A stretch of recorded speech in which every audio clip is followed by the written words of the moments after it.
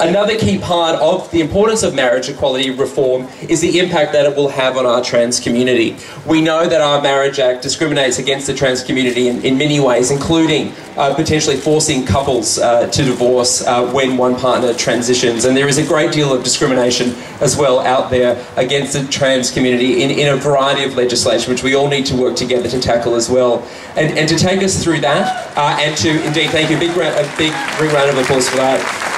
And to take us through that, we're very lucky to be joined today by Kate Doak, who is on the New South Wales Steering Committee for Safe Schools. Kate, over to you. Thank you very much, Alex. And isn't this beautiful here? Everyone, like, such a diverse rainbow of colours all across from our entire community. Give yourselves a clap, Sydney. Give yourselves a clap.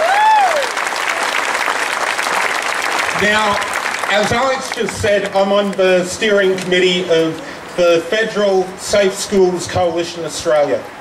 And that's a program that's being rolled out nationwide in schools to help LGBTI kids be themselves.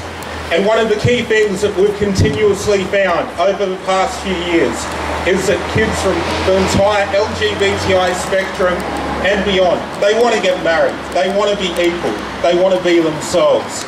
So that's something that we've got to get through. We've got no choice, we've got to get that one through, because not only will it help people going forward, but it will save lives as well.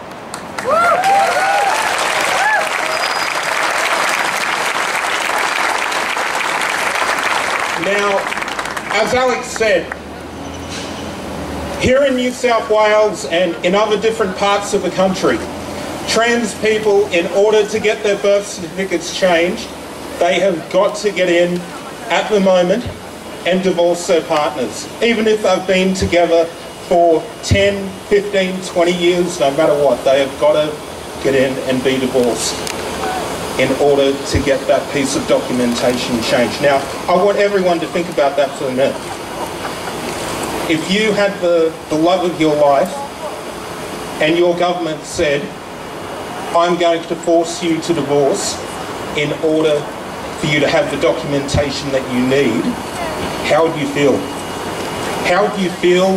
Would you go like, okay, am I equal? No, you wouldn't think that. Am I worthy of doing anything in my life? You'd go, well, wow, that's dropping me down, that's making me feel ashamed to be who I am. And nobody should be ashamed to be who they are. We are meant to get in and live our lives happily, to be honest to ourselves, to be truthful. And I think that in order to do that, we have got to get this marriage equality bill through. No matter what, we have got to do it. But it's also got to go further from there. Because marriage equality is just the first step when you think about it. We have got to inspire the kids that are around today to have pride in who they are. Whether they are trans, gay, lesbian, bi, intersex, queer, the entire spectrum. We have got to do things that will help our kids be themselves. And the moment that we can do that, we will have true equality. Marriage equality is part of it, it is a big part of it. But we've got to go, like, right, we've got to move forward with it all. And getting this bill passed will help. It will change lives. Now, there's 3 people here that I really want to thank today. 3 people who basically got in and saved my life a couple of years ago because of how much this issue and other issues involving the trans community impacted me. Penny Sharp, Christine Foster and Virginia Edwards. I was in a really bad spot up there in New England a few years ago. Those 3 people convinced me to come down here to Sydney. They convinced me to start living as my true self, to give truth to my own being and all of that. And that is one of the key things about marriage equality. And it's a part about any form of human rights as well. If you can live your truth, if you can be who you truly are, you can give so much to this community, and you can also give part of yourself as well. So I would really like to thank Alex for inviting me to talk. He only asked me a couple of hours ago. This is how quickly this entire thing has come about.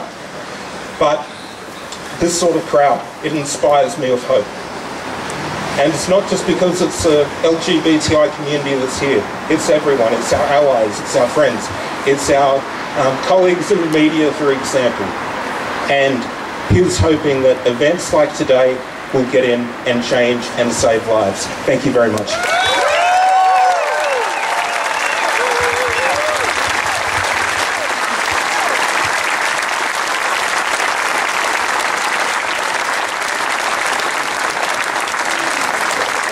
Thanks, Kate.